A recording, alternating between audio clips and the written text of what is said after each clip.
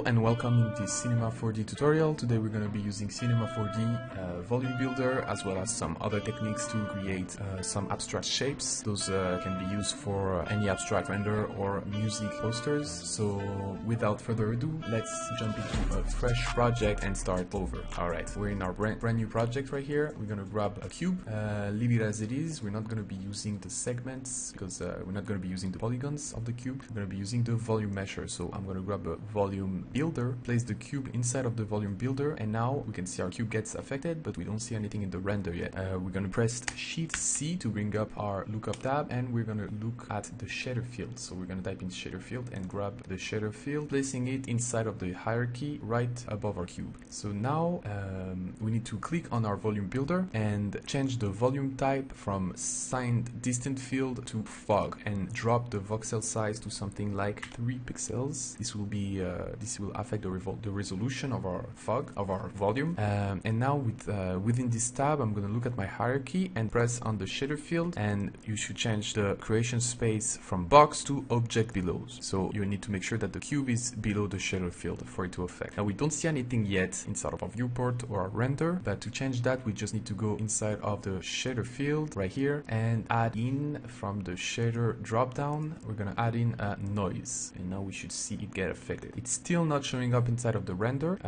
For this, look, if I change the shader, we do have a feedback on the viewport but not on the render. So what we're going to do, we're going to be adding on our main hierarchy a volume measure, and we can drop the volume builder group inside of our volume measure, and we should have solid feedback in Octane render of our volume measure. Alright, so now we can go around of the shader, the noise shader properties, and play around with the noise to get an interesting look. So first of all, I'm gonna put up the global scale. Maybe that's a bit too much. Maybe something like 400, and we can change the noise type to something that could be interesting. So maybe something like gaseous or fire. I'm gonna leave it to noise for now. And if we go down on the high clip and low clip, we can use those settings to affect the visibility of our volume, and we can play also with the contrast and the brightness. So once I'm happy with something, I can then go inside of the animation speed and type in something like 0.3. And in the loop period, since I wanted to loop, I do have 90 frames, which is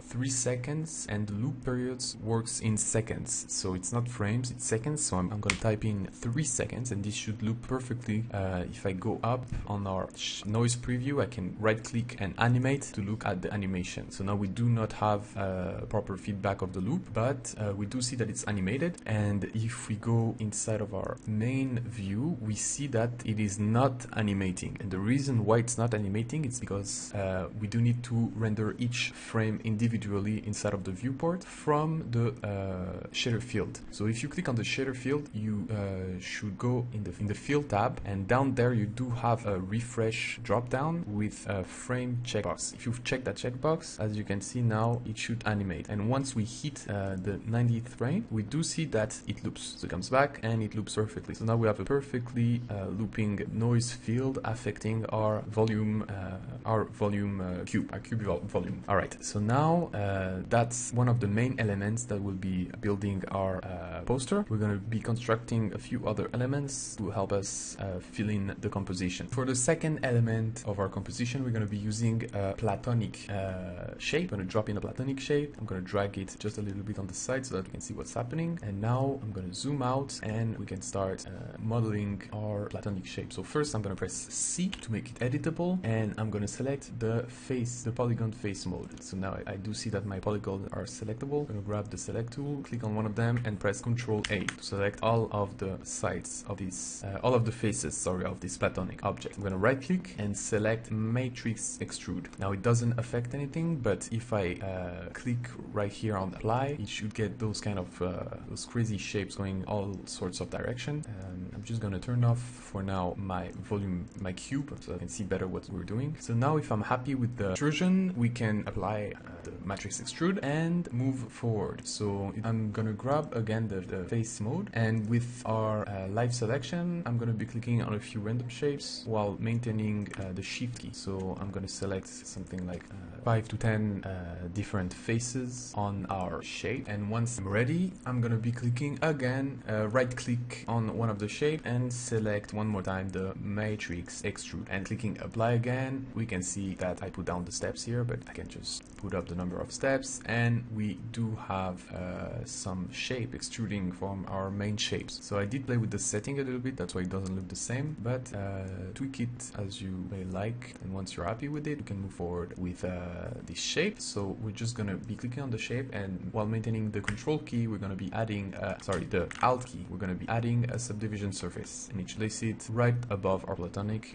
as parent. Alright, so now that we have our second shape, I can unmask our cube, making sure that it's visible. And for our third and final shape, we're gonna be using our first volume measure, and we're gonna replace the cube inside of our hierarchy with a torus. So we're gonna place the torus right above our cube in our hierarchy. We're gonna hide and even turn our cube off, and we're gonna click back on the volume builder, and as we can see, the torus is above our shader field. We need to place it below and turn off our cube inside of our hierarchy. And now the torus should be affected by the shader field. So now that we have our elements ready, we are going to prepare our scene for render. So I'm gonna first of all, I'm gonna go inside of our Octane tab, go into Octane settings, and change the render mode to path tracing. I'm gonna turn down the sample to something like 250 and the GI clamp to 6.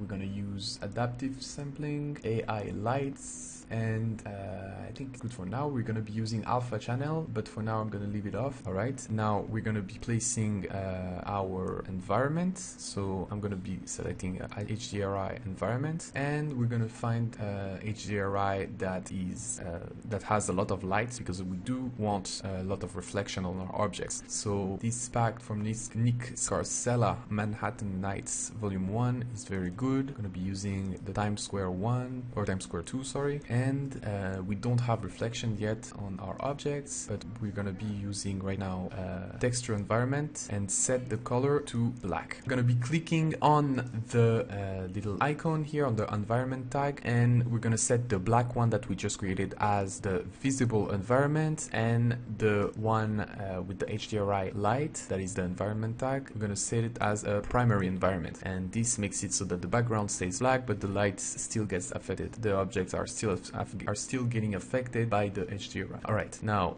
I'm gonna create a new Octane metallic material, and we're not gonna make much changes to this material. We are just gonna drop it on our volume measure as well as on our platonic that we created. Alright, now that we have this set up, we are going to add in a camera. This camera, I'm gonna be centering it using this little PSR, reset PSR. If you don't find this, you can press Shift C and find reset and reset PSR right here. So I'm going to be using that, and now we can jump inside of the camera, and if I press the wheel on my mouth, I can go into the forward views, and I'm going to bring back this camera. Alright, I'm going to go inside of the I'm going to click on my camera and change the focal length to something like 50. Alright, and now I'm just going to place my elements inside of the composition so that I have a good composition. Before doing so, I'm going to change the setting of my scene so that we have the desired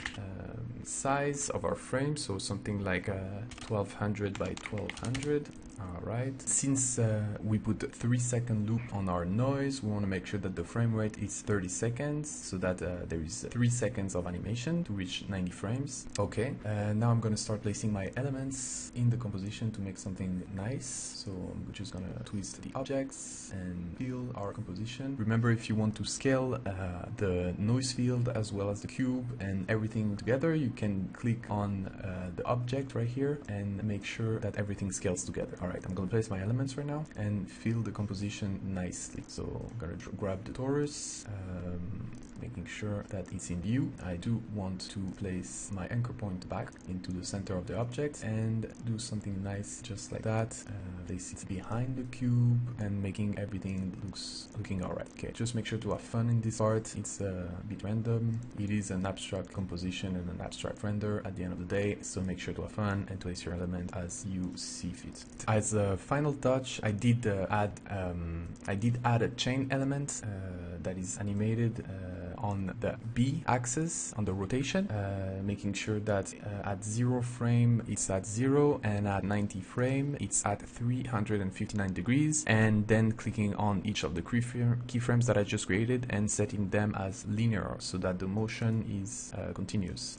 Now we're going to be adding a little bit of variation inside of the lighting by selecting our tag for our HDRI light and setting the same way as we did for the chain, setting rotation on the HDRI light. So it's going to be at a 0 frame, it's going to be at 0, right click linear, and then on the 90th frame, I'm going to change this value to 1 for X rotation and set a keyframe there, right click on the keyframe, linear. So now we have a 360-degree rotation for the lighting. The chain is not really visible right now. I'm just going to place it a little bit better, making sure it fits the composition nicely, and we can have fun with that, adding elements. And now I think we're ready for the render. We're just gonna go inside of our render tab, putting the Octane renderer on, and making sure to render AOB and the denoise beauty pass. So I just remembered that I didn't activate it inside of my camera. I'm gonna go right now inside of my camera, click on camera imager, enable camera imager, and inside of the AI denoiser drop down, I'm gonna select enable, and in the post-processing we can play around with the bloom power to have more or less bloom,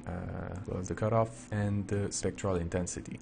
We can, if we want, we can add some lights, so to have a little bit more reflection. I'm going to turn off the visibility of our lights so that it doesn't show on the camera, and place our light somewhere pretty far, so we just have a little bit of those glares on the render. One last touch, we do have all of our element animated except the platonic element right here, the spiky thing. So I'm just going to do a little animation. We can, if we want, add a twist effector, making sure to place it above our platonic, or sorry, making the platonic a child of the twist inside of our division surface, and then we can twist it however we want, making sure it's fit to parent. So you can get pretty crazy pretty quick, so I think I'm just gonna leave that off. And if you find that the mesh for the volumes that we have for our cube and our torus are not good enough, we can add in between the volume mesher and the volume builder for each element, we can add a smoothing effector. So I'm just gonna grab a smoothing effector, sorry, and place it between the volume mesher and the volume builder for each one of the elements. And you can see for the cube the smoothing effector. Right, one last thing we need to do is to go inside of our Octane settings and turn on our alpha channel, and now we are ready for the render. One last thing is to make sure your render settings are correct. So I'm not gonna save this one, but you should put a file inside of the render path file to save the render path, and make sure the format is either a PNG to keep the alpha information, or an EXR that would put all of the paths inside of one file, and I'm gonna choose the EXR for this example. Okay, now in After Effects, I'm gonna make the width and height of my composition the same as the render that we just did, and make sure the frame rate is at 30, matching the render frame rate. And I can import the render we just did, so we can grab right here render, making sure that it's a sequence. So here I have an OpenEXR sequence. I'm going to select that checkbox and import the whole sequence. I'm going to place it on my timeline, and we do not see anything, but we need to add the effect extractor, which will allow us to go inside of our layers and select the denoise beauty. Alright, so this is a different render. I did play around with the texture and the placements of the element. So as we can can see, we have everything working great. We can duplicate the layer and place it right in the end, and we will see that it loops perfectly. I'm going to duplicate it a few times, set the end of my composition, and now we have a beautiful render that is looping perfectly. And now all we have to do is the final composition of our poster, so we can add something like parties and party station. Put a nice font to that. Let's select maybe something like this, or not, something like this. Place it up, and because we rendered as an alpha with, the alpha, we can place the party station behind our layers, and it will show up behind the render. So now I do want to select my rendered layer and press Ctrl+Shift+C and set them as the render composition. Go back in my comp 1 and we can add all the elements that we want. The name of the artists or anything else. I will add behind my render, I will add a new solid, make it the same color as something inside of my render, and take the ellipse tool, press F with the mask and feather the mask so that we have a slight light behind our render. Now I can add an adjustment layer and add effects like deep glow, something like 100 in the radius and 0.25 in the exposure, turning on the chromatic aberration and setting the whole layer opacity down. So now we have this, which is starting to look pretty good. And one thing that I like to do is take my solid in the background that I had.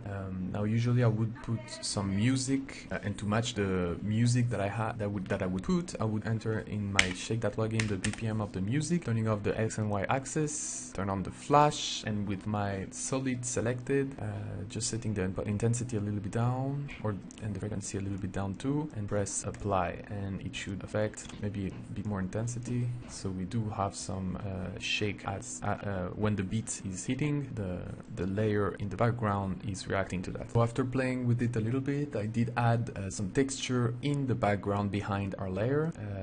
This is some rough texture.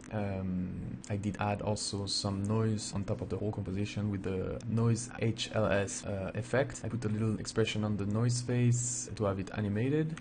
So we're gonna do something like time 1000, and I did put another adjustment layer, a little shake for the whole composition to shake to the rhythm of the beat. So it's very subtle, but I think it sells the whole thing. And that's it. I'm gonna leave the projects files for the Cinema4d project and the After Effects project in the description down below. So please leave a comment, like, and subscribe for more. Thank you for watching, and see you next time. Bye bye.